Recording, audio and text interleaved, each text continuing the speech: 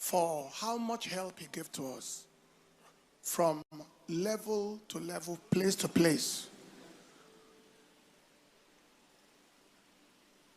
The welfare materials, the crusade bill, every single thing effortlessly carried by God without taking a dime as offering on the crusade grounds and without putting anybody under pressure. This church is not under pressure. Is there anybody under pressure financially? Give, otherwise we'll be stranded. No. Everybody is doing as they are willing. We also had very great reception in all the places we went. You can see how the chief of the place in Benue State, how we were received. In Kebbi State, we also had very, very good reception.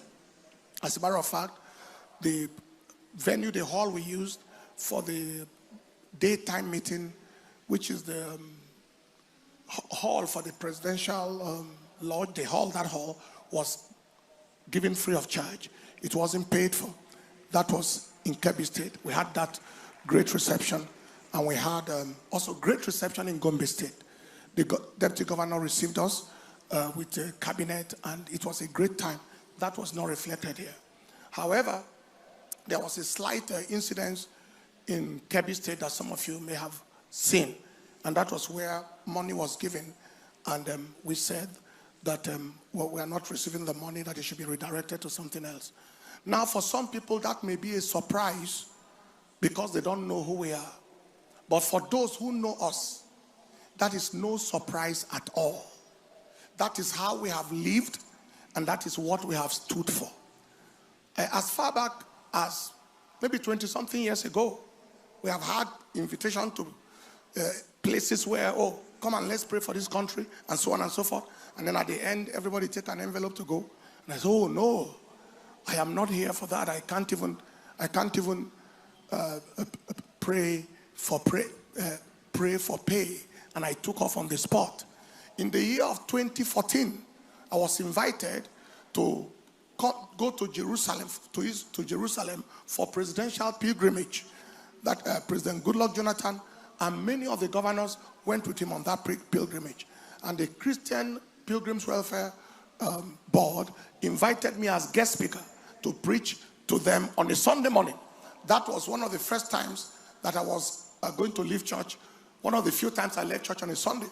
But we considered it as a mission to the nation. I paid my airfare to go. They asked me, they said, oh, are we booking ticket for you? I said, no. I paid my airfare to go. When I reached there, they gave me accommodation. I stayed. Paid my airfare to come back.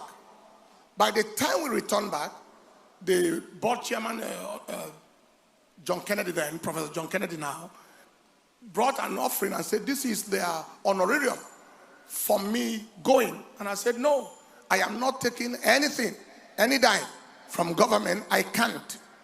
That happened then. President Goodluck Jonathan attended our church at least twice during his office days. During that period, then, now, and tomorrow, there has been no exchange of 1 naira. Take this or take that in exchange. It didn't happen once. One dime of government fund is not in this project, not 1 naira. Do you understand what I'm talking about? Just to let it be made clear that these are principles that we have lived with since. When Governor Tom became governor of Benue State, before he became, we prayed and trusted, and then he became governor. And he asked me to come when the new ESCO was starting, so that I can give them some leadership talks and spiritual things and then pray for them, which I went on my own expense to Makurdi and did.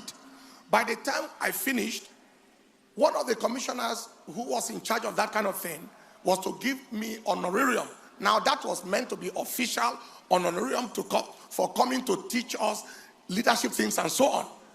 And he told that commissioner, he said he will not receive it because he knew.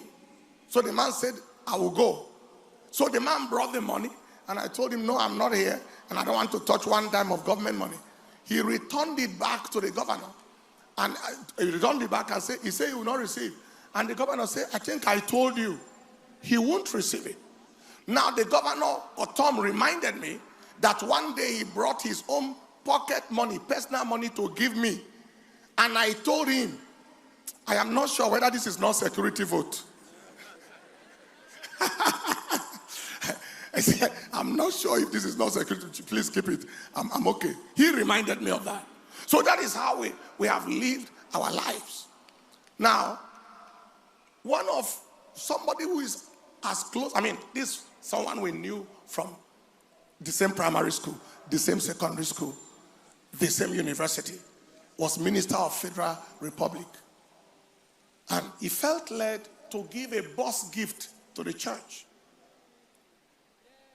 And he brought a bus gift, and I believe he could afford a bus. But because he was in office at that time, I said, oh no, please help me redirect it somewhere else. We're not receiving this. And that was what he did. Now, so these are things we have lived by now. Stanley Uzochukwu, who is Dr. Stanley of Stanley Group, and Delboro, Lagos. We went to a crusade in the East, and he was sent by one of those governors to bring bag of money, the type you saw, like that. And he said, give the man of God, this is our support for the crusade. He told the man that he will not receive it. The man said, it's not you I'm giving, take it to him. And he brought it. And once he brought it, I said, but you know I won't touch this. And he said, I told him, but the man said I should try. I said, okay, tell him that it is officially confirmed that I am not going to receive it. And he took it back to the governor and said, this is very, very strange. It's very, very strange. Now, I am calling names in case you need to ask the people. All right? I said, this is very, very strange. He said, he wasn't used to that. Maybe he hasn't given and anybody rejected it. But I said, I am not. So Stanley asked me, excuse me, sir, so can you tell me exactly what's going on? I said, okay, first of all, this is money that is government's money, and it must be used for government things. Secondly, hello, beloved, welcome back to our YouTube channel, and I believe you heard what Dr. Paul Enenche has to say. Personally, I love what he said, and I would like to say thank you for doing that. As a man of God, not everybody in this life will like what you do.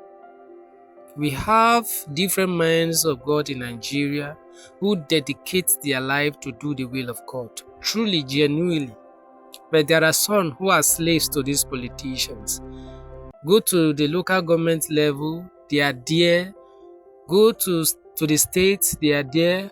As I'm a pastor, I'm a spiritual father to the governor, I'm a spiritual father to the local government chairman, I'm a spiritual father to, nothing. Those people, whenever anything go wrong in the local government, they cannot come out and speak. If anything go wrong in the state, they cannot come out and speak. If anything go wrong in the country, they cannot come out and speak, because they know they have caged these people with their corrupt money. Why are people drawing this man on board to come and protest now that President Bola Ahmed Tinubu is on power? Because during Goodluck Jonathan, he was the one that came out and protest, remove fuel subsidy. He came out and a pastor. But now, somebody is in power, doing worse than what happened back then. He cannot say anything again. And the wife of the president is a pastor, a deacon in his own church.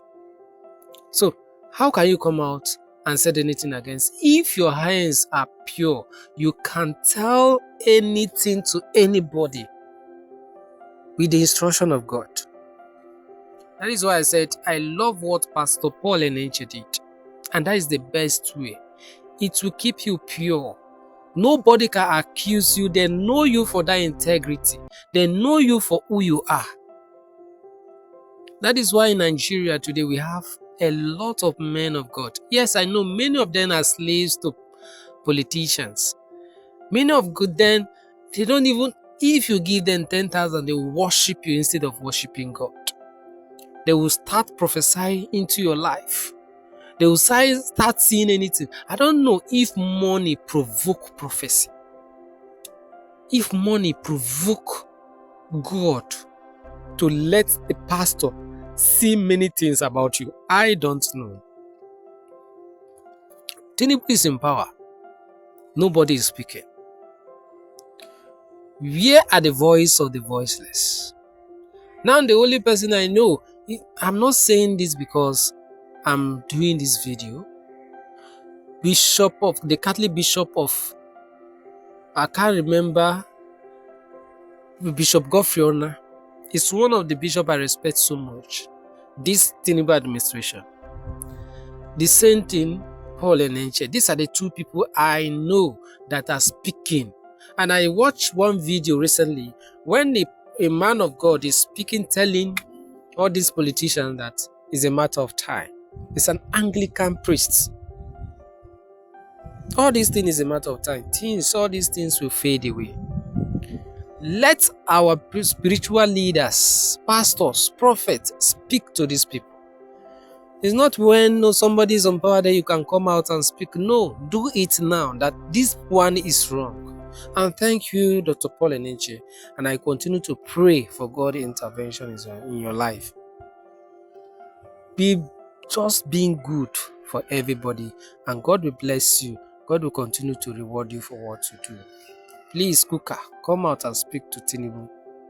A lot of people, you people should know, a lot is going on in this country, but we are keeping quiet as a nation.